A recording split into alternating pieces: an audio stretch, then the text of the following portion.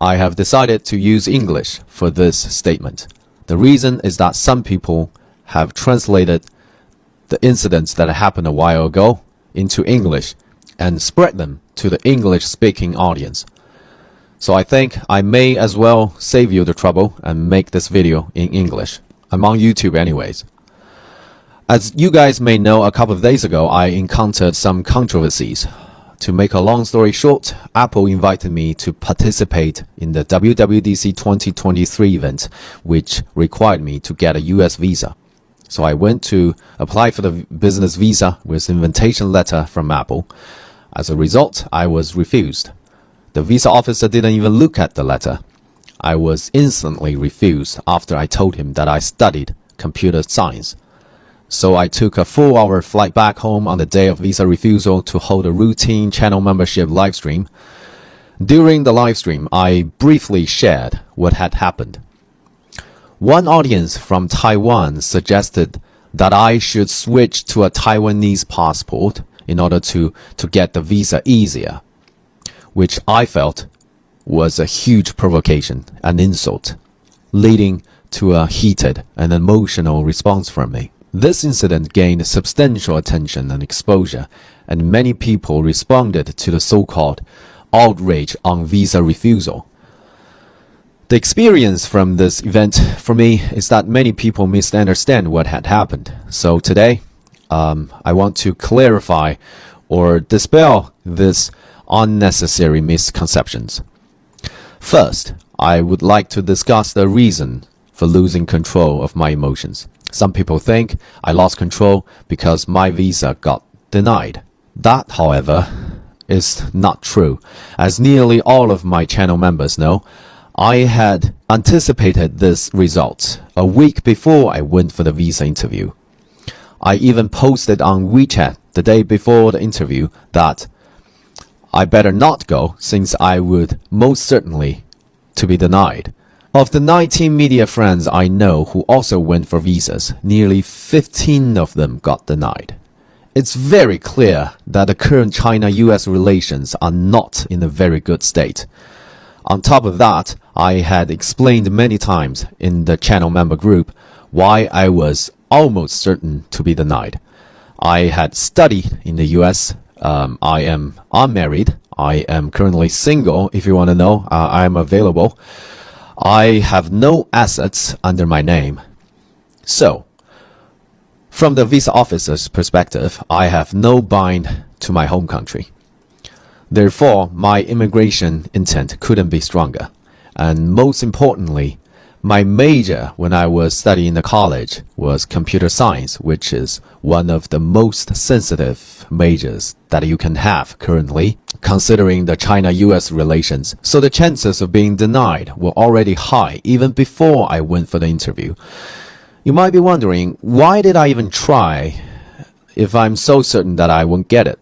The reason is that Apple, which is the company I have a very deep feeling with, has invited me.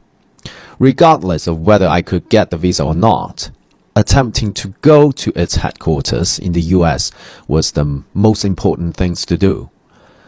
Those people who watched the live stream that day could see that I accepted the denial very calmly, even rationally analyzing the reasons behind the refusal, and I even made a few jokes about myself. The real reason that made me angry was the repeated live comments suggesting that you should change to a Taiwanese passport, which in my view were very aggressive, very rude, and had a very obvious provocative intention. The relationship between mainland China and Taiwan is somewhat sensitive, so I'd rather not to talk about it today. However, I stand my ground. There's only one China on this planet, and I am from China. So, it is the request for me to change to a Taiwanese passport that triggered my outburst, not the denial of the visa. Second, I hope you will join me in maintaining the purity of the channel. In the past 3 years, I've barely brought up any political topics in my videos.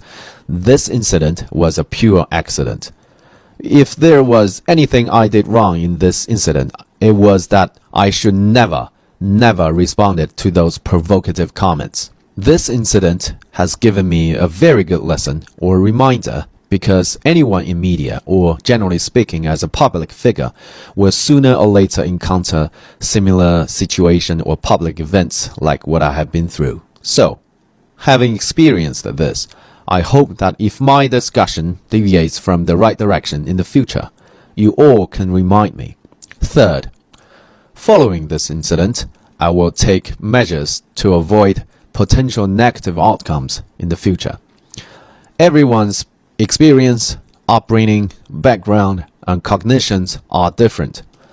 This is why I started this channel in the very first place, is to discuss technological topics only. My intention is to hope that we can agree to disagree, even if people with different views can be attracted to my channel via a common interest, which is the passion to tech.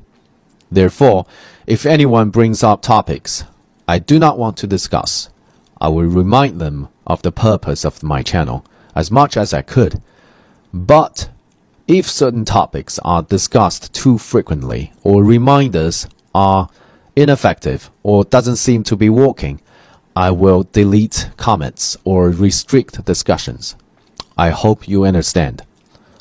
Meanwhile, my team and I will be more serious in reviewing comments in the future. You may find some delay in seeing your own comments, as all comments require our manual review and filtering. The purpose is still to maintain the channel's purity on technological topics. Also, I just decided that all future live stream recordings will be no longer available. That is, if you want to interact with me live, please participate in the discussion during the live stream. Future live stream recordings will not be open and will not be discoverable to anyone anymore. Fourth, regarding discussion about my personal temperament and character and personalities, I would like to share what I think.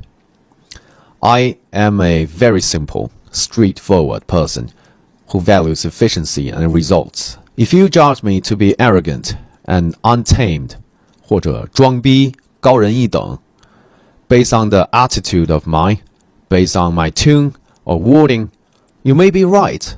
I do not deny my pride in my own experience and background, but if you want to discuss or criticize this, I think it's completely unnecessary. We might have different views, personalities, and ways of expression, but I hope we can find common ground and exchange views on technology-related topics. If you can't distinguish a person's character from the valuable information they provide for you, my friendly advice to you is to stop watching my videos and unsubscribe from my channel. We will both be more happy and comfortable that way. My videos convey of some of my understanding, expectations, and judgment about technology. As a tech media person, I believe what I share is extremely valuable to many of my audience. However, I am not in the business of entertaining. So my job is not to, and never will be, to make you happy and comfortable, even though I can try to do so, but that's not the core value I can provide to you. I'm nearly 36 years old this year, and my understanding of the world as well as myself has gradually solidified. If I have any advice for my younger friends, I want to share a few points. First, you can never make everyone like you, so you might as well avoid trying. Attempting to please everyone will only cause you to gradually lose a clear perception of yourself and eventually lose yourself.